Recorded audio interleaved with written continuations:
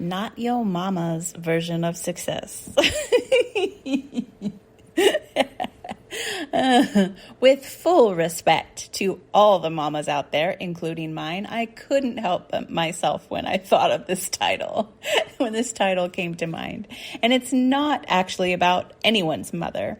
It's actually about the paradigms of success that you are comparing yourself to in this world, and about asking yourself, are you done yet? Doing that to you, I mean? Are you done comparing yourself to that yet? Because here's the thing. You may be someone who has been in business for yourself for a long time. Or you may just be starting out. Or maybe you don't even have a business. But either way, there may be a part of your consciousness that is still using old metrics to compare and gather data about your success. For example, if you grew up surrounded in people who worked a job and had a fixed income and whose main standards for success were things like to be debt-free and to have a big house and or just to have a house and have a retirement savings and have your house paid off so that you could quit working when you're older and continue to live on your fixed income.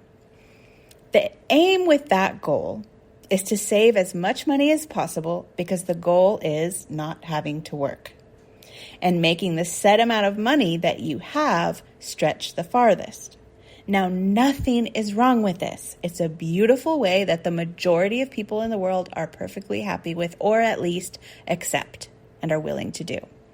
But if you are someone like me who loves what you do and is creating a life and a living that is in one cohesive flow with what you do and who you really are, and you are a business owner and an entrepreneur who works for yourself, and you are creating things that will continue to circulate and operate in this world when you are not there, and make you money when you are not working or even present. And again, like me, maybe you plan to be creating things that you share and sell until your dying day. I do.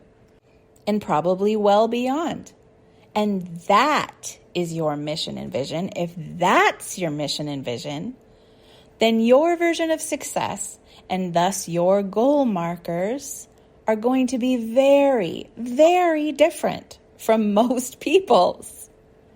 But there may be a part of your brain that is still measuring your success against how much debt or house you have paid off and how fast and how much savings and how big your retirement is so you can retire. And again, there's nothing wrong with that. But that is the primary path to success of the person whose goal is to escape their work. Not the path of a person whose goal is to align what they love with the source of their money and to let their money and their work for them, even when they are not working. And potentially, even when they have long since passed away and is left to their family. So, which of these two things are you? There's no wrong answer. But have you asked yourself this? Like, it seems overly simple and like, well, of course I know I'm a business owner or I'm not or whatever. But which are you? Have you asked yourself this lately? And have you fully and completely decided that yet? Or are you still kind of just waiting to see what happens? Because I used to be just waiting to see what happens. But I recently realized I'm not waiting anymore. I decided. I realized that even though I have been in business successfully for 25 years, I was still kind of just half comparing myself to that old paradigm or to that other paradigm. It's not even old, it's current for people who work for a company or something like that, and coming up short and feeling like a failure when actually the metrics for my success would be very, very different. I am an entrepreneur. So my metrics of success would be things like the creation of things that will sell without me there. It would be the selling of those things. It would be the systems that I build to support those things that I sell and send those things out into the world. It would be the signs of life that are sparking from those joys.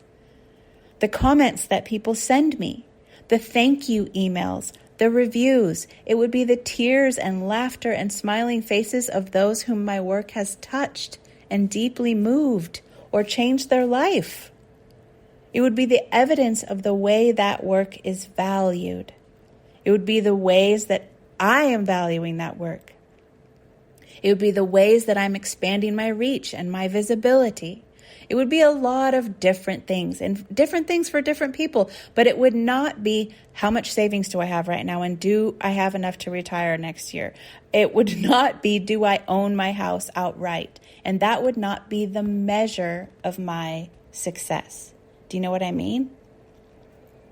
I take care of my money, and my money takes care of me. So this is not about throwing things that support you and allow you to feel held out the window like savings. But people who are in business for themselves make different moves because they have different objectives. And that's my point. I had been judging myself for the way that I invest in myself and my future because I was comparing it to a model I don't even live in. So are you judging yourself against that model? Are you judging your current cash flow as a marker of your success instead of the things that you are investing in every day with your time and energy? Are you using money as a marker of your success? Or are you using the markers of the future that you have chosen to create? What does that future feel like? What does it look like? What does it taste like? What are you doing and what are you not doing in it? Get clear. Really try and paint a picture of it for yourself. You are a business owner and entrepreneur, or you're on your way to that in some way, shape, or form. I'm guessing if you're still reading this article. And you cannot use metrics of old paradigms to measure your success. You need to measure your success against what you are trying to create. Now, if you are trying to create a paid off mortgage and a retirement savings so you can stop working, keep doing that.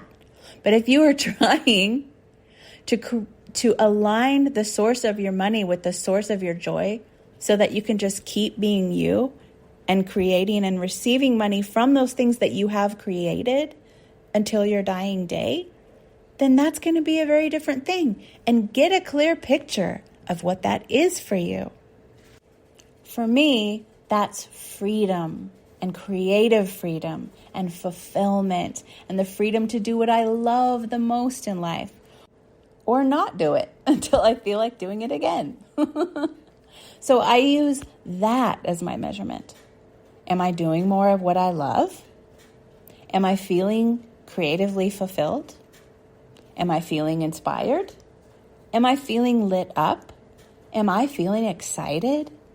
Am I choosing what I want, even when I don't really feel that I'm free to choose what I want? Am I choosing that anyway? Am I choosing in that direction at least anyway? Am I choosing what I want? Am I taking breaks when I want? Am I putting down work when I want? And trusting my success will continue while I do what I love.